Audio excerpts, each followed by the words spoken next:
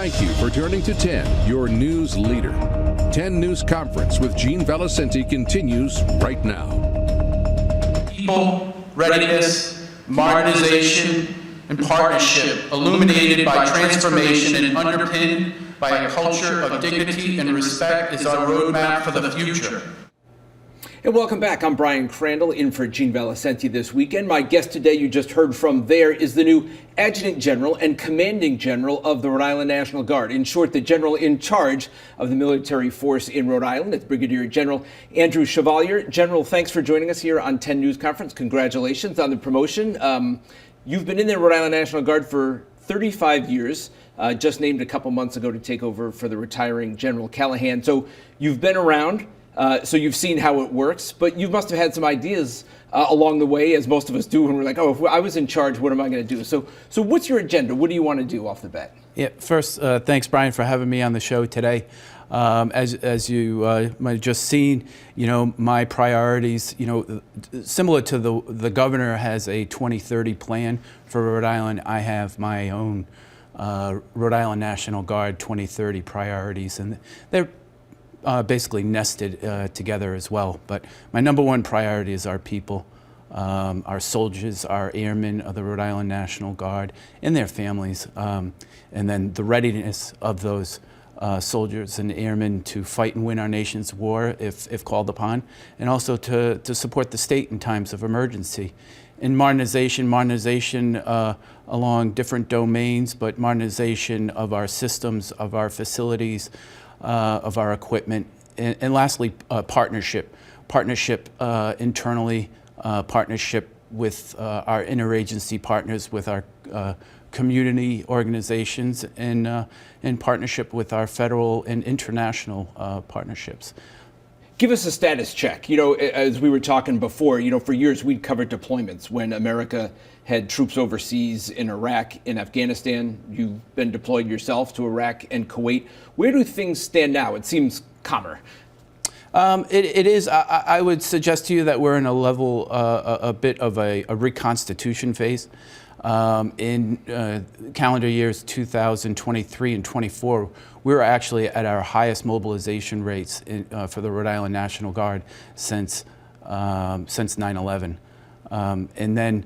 But now we're in we have just a few folks deployed, different missions throughout the globe. But we look at over the next 12 months that pace picking back up and deploying a small amount of folks, soldiers and airmen out to support global operations. So you've already gotten some orders? We do. Can you share any of them, or is that classified? No, it's not.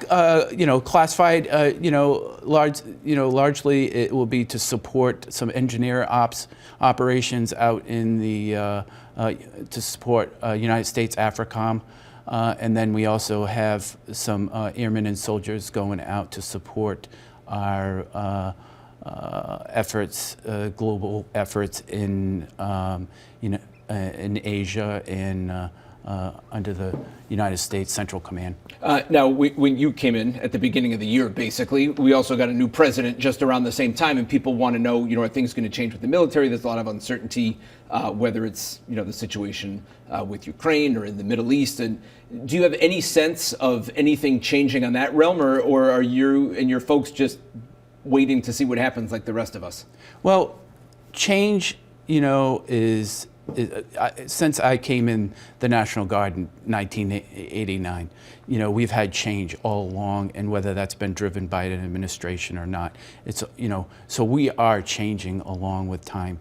I see a lot of changes coming, based on innovation and technology, and those I always look at as change. Look at the opportunities that are there, opportunities for us to change, to better support our nation and to support our state in times of need. And the president, shortly after taking office, declared an emergency in terms of immigration and the border, and that would allow him to use the National Guard.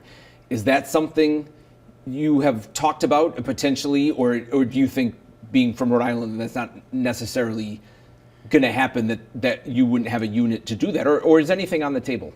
A fair question. Support down on the southern border is not something that's new. There's certainly an increase in the number of active duty troops down on the southern border. Here in Rhode Island, the Rhode Island National Guard. There's no appetite to stand up the National Guard to go and support that type of activity, and we take two oaths. We take an oath to our nation and an oath to our state, and I serve and advise the governor, and I will continue to support his policy. And just to be clear on that, would it have to go through the governor first for something like that to happen? That it's a complex issue and almost counterfactual to what is happening right now. Right now, there has been no request for assistance for the Rhode Island National Guard, but it is a complex issue. And currently, the Rhode Island National Guard here in Rhode Island serves under the control of the governor. And I see you kind of wade into a political issue a little bit in terms of how the National Guard is used. You wrote an opposition letter last month to a bill at the State House that also has some companions around the country that I think is labeled Defend the Guard. Yeah. And if I read it right, would require that there would have to be a declaration of war for National Guard troops to go overseas. It was introduced in Rhode Island by a couple of Republican lawmakers. You're opposed. Why did you oppose that? Yeah, well, thanks for bringing that up, Brian. So that, well, first of all, I just want to be straight that Defend the Guard I think is a poor name for that, because it is not good for the National Guard. It is not good for the state, and largely my other colleagues, the other adjutants generals, are right in line with that school of thought. There are many instances on mobilizing the National Guard short of Congress declaring war. You want to be able to go overseas to support these other Exactly. things, like you said you may be doing soon. Exactly, like our state partnership program with Timor-Leste and the Bahamas. We go on a Title X mobilization status. That type of legislation could potentially interfere with that. We take an oath, again, to serve our state and our nation, and this is getting a little bit in the weeds, but back in 1903, there was the Dick Act that really modernized our National Guard, and it basically said that the federal government will pay to train and equip the National Guard, and they will be maintained control by the governors, but they can be called upon by the president. And so if we're not going to stay true to that, going back in history, then it would question our funding from the federal government, which is more than 95% of the funds that we receive. And you feel like this kind of would pull the rug out a little bit from what you do? Yes. And I was going to say, we're talking about military operations and overseas stuff, but I think the role we saw the Guard in most high profile in the last few years was the COVID response.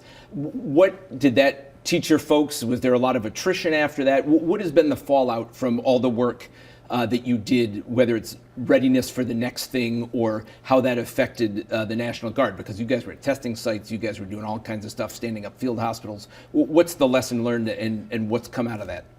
Well, I would tell you that one of our successes in our strength, we are at 100% strength within our Army National Guard in the mid-90s for the Air National Guard, and one of it is attributed to retention.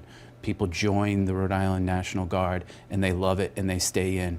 Part of that was their ability to serve their state during COVID, and so the opportunity that a lot of our service members had, they bring that home to them, and they're from all over Rhode Island.